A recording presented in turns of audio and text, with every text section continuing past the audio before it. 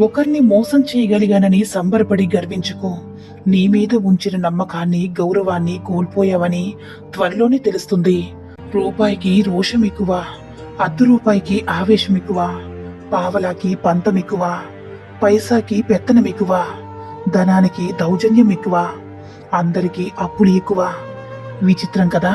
జీవితంలో గొప్పగా చెప్పుకోవడానికి ఏం సాధించావని అడిగితే గర్వంగా చెప్తాను, నేను నమ్మిన వాళ్ళు నన్ను మోసం చేసినా, నన్ను నమ్ముకున్న వాళ్ళు నేనెప్పుడు కూడా మోసం చేసిందే లేదని.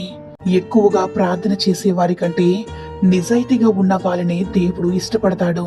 ఎందుకంటే నిజాయితీ లేని ప్రార్థన జీవితం పాచిపోయిన పరిమాణం లాంటిది. చెప్పుడు మాటలు మనిషి మనసు మీదే కాదు, మనిషి వ్యక్తిత్వం మీద కూడా చాలా ప్రభావం చూపిస్తాయి.